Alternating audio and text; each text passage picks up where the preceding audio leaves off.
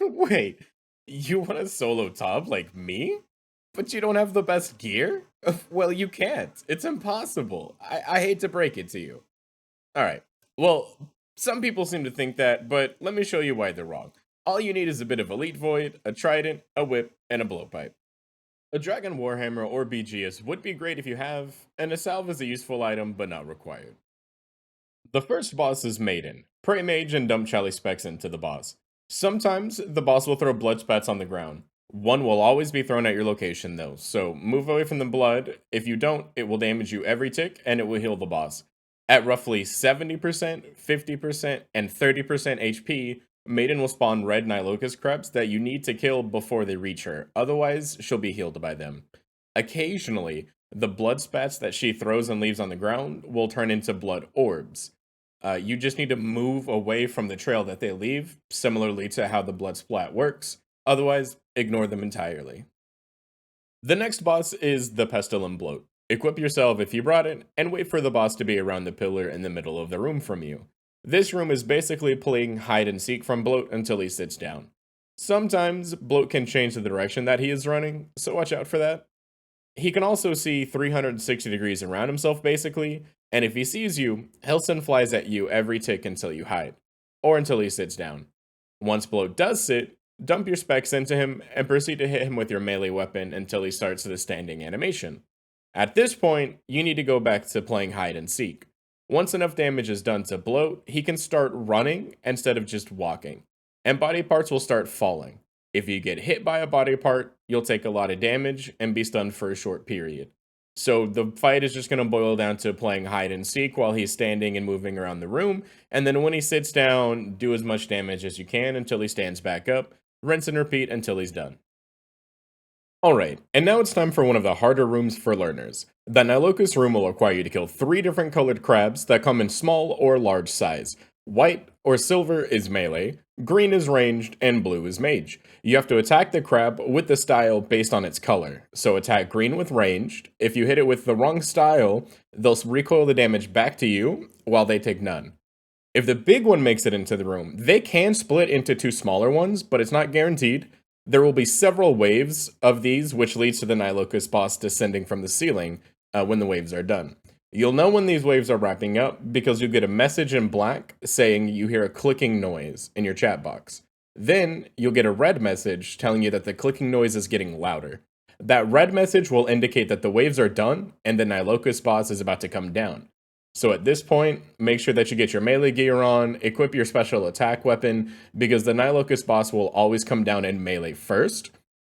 But after that, she will randomly change between any of the other styles.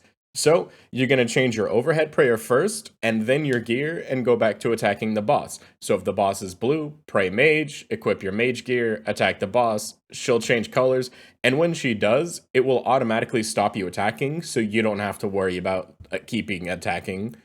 You'll stop automatically. So when the boss changes colors, just change your overhead prayer first, and then worry about changing into your gear and attacking the boss.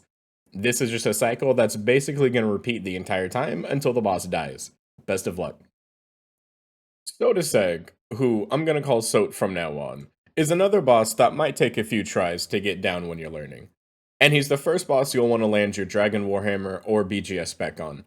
If you're using the ToB Quality of Life plugin, a red skull is his mage attack, a normal bone-looking skull is a ranged attack, and the clamshell from the back, that's his death ball. Otherwise, if you're not using it, red ball is his mage, black ball is a ranged attack, and then the big red black ball is his death ball attack.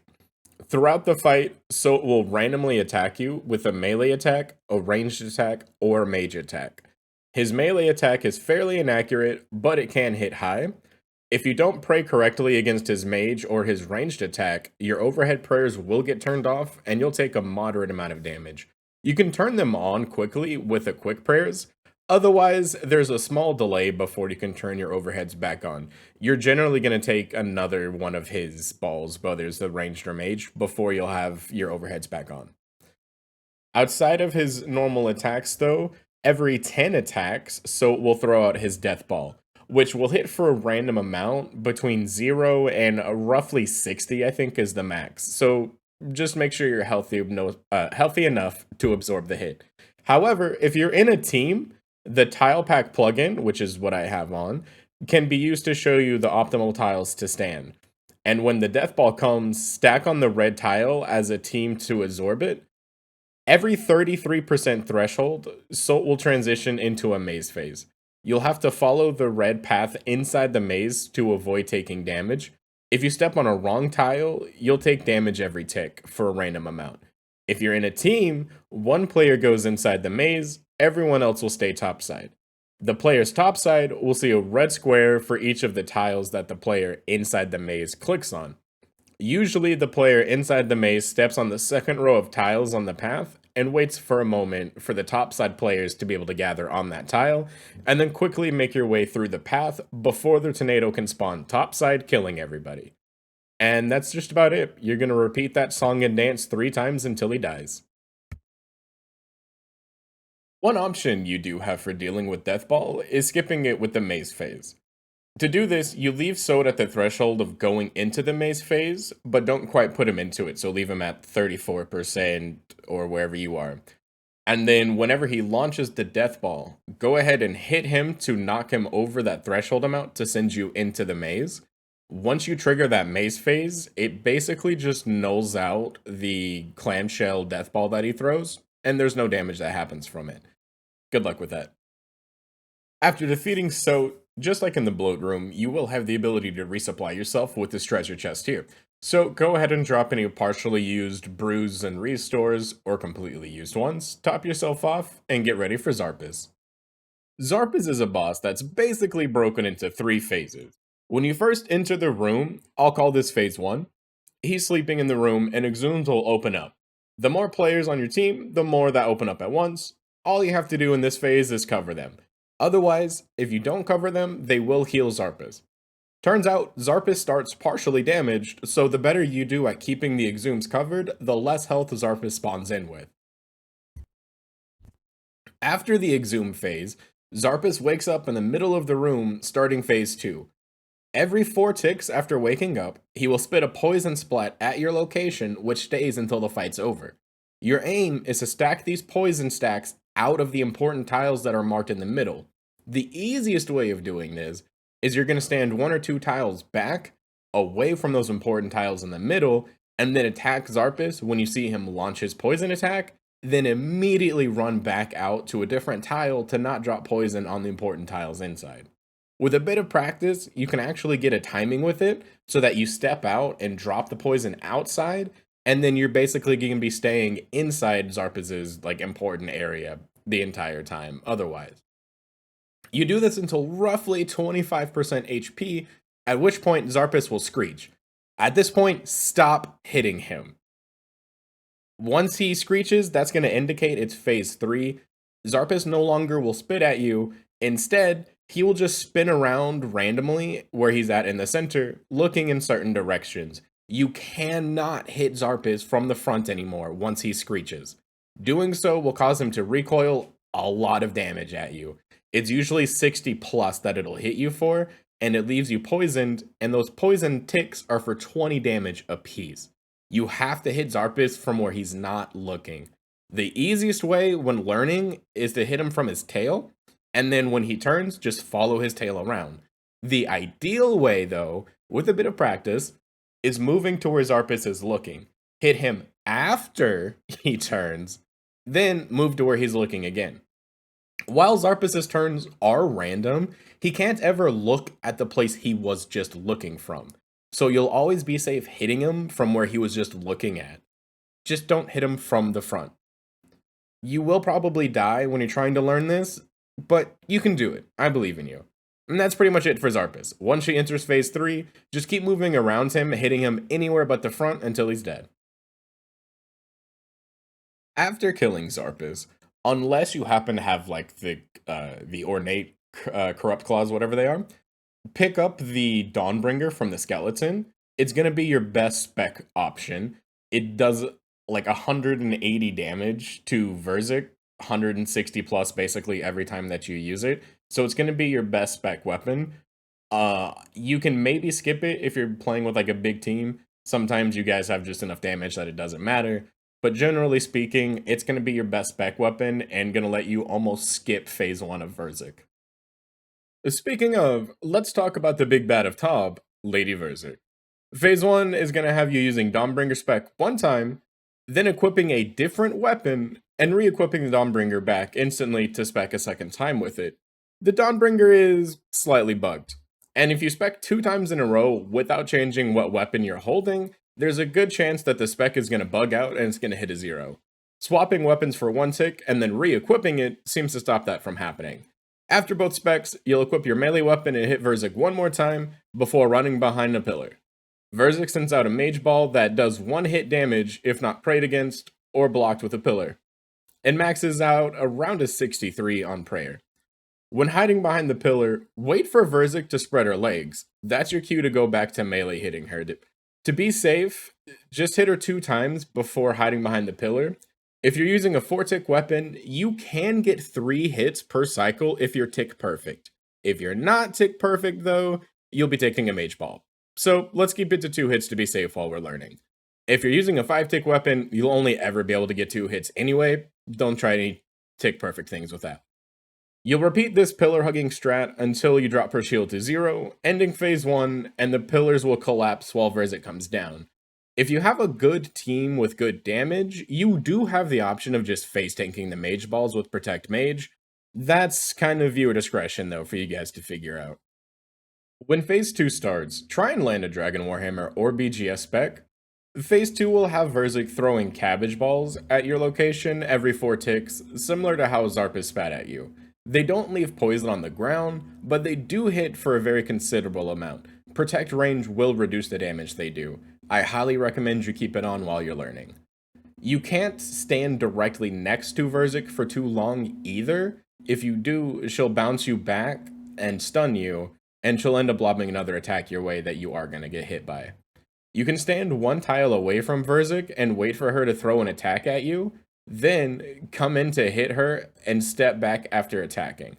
Similar to Xarpus, there's also a cycle you can get yourself in where you're only stepping back to drop the cabbage ball on the tile away from you and standing next to Verzik for the rest of the time. While this is happening, she'll randomly spawn a big purple crab that heals her for 4 HP per person in the party every few ticks. When this spawns, she'll also spawn in a random Nylo, more depending on how many people are in the party. These can be ignored almost entirely. You just run through them and cause them to pop, and you won't take any damage so long as you don't stop moving when you run through them. Occasionally, she'll throw a lightning ball at you, which can bounce to other players if they're nearby. It only bounces for small amounts of damage, just try and avoid bouncing it too many times. Verzik is a bit bugged, but at roughly 35% HP, her primary attack will swap from the cabbage balls to a red magic ball. This will indicate what I usually call phase 2.5. Once she starts throwing the red orb, swap to Protect Magic. She heals for the damage that the red ball deals, but it only hits you if you're not praying against magic. She will also no longer bounce you during this phase, but on occasion can still throw cabbage balls, so watch out for those. Roughly every 8 to 10 attacks during this phase, she will spawn red Nylocas, and have a brief, about 2-second window where attacking her will heal her. You'll want to kill the red Nylocas that she spawns, as those heal Verzik for their remaining health after a short period if they're not killed. Once you bring Verzik to 0%, you'll push her to phase 3. Phase 3 will have Verzik enter Spider Mode, and she can hit you with all 3 styles now. Generally, people will camp Protect from melee, and then swap their overheads based on her attacks. If Verzik cackles with blue energy and sends out a blue ball, that's her mage attack. If Verzik sends out a green projectile, that's ranged, and her melee attack is just a slam. There's really no visual to pray against, which is why you just have pray melee up already. Throughout the fight, Verzik has 3 specials that she'll cycle through. First, she'll summon Nylocas, which you handle the exact same way by running through them. 4 attacks after she summons the crabs, she will start heading into the center of the room to go into web phase. Verzik will launch sticky webs at your location, rooting anybody caught in them and exploding after a short period for a random amount of damage.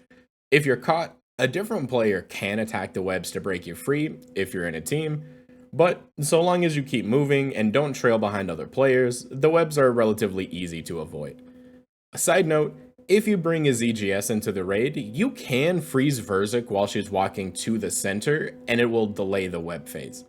If you're doing this in a team, it might be easiest to have one person melee and run around Verzik during web phase. Everybody else picks a different side of the room to range the boss from. After web phase, the next special Verzik can do is they're like yellow portals on the ground. Verzik will become invulnerable and a portal will appear on the ground that you need to stand in to absorb the attack that she's launching. If you don't stand on that yellow portal, the attack will hit you for very high damage. At 20% HP, Verzik will summon a tornado for each party member that follows them for the rest of the fight. It will deal half your hit points and damage if it gets to you, and it will heal Verzik for a considerable amount. Try and avoid standing still to prevent the tornado from catching you. And while the tornado's up, Verzik can still cycle through all three of her specials, so that is something you'll have to watch out for. That's more or less it for this boss fight. You'll just keep praying against Verzik's attacks and dealing with any specials that she might use. Like I said, it's not your gear holding you back from ToB, you just need to get the practice in. You'll probably die a lot, it's a learning curve and everybody dies trying to learn this raid. Have some patience and stick with it.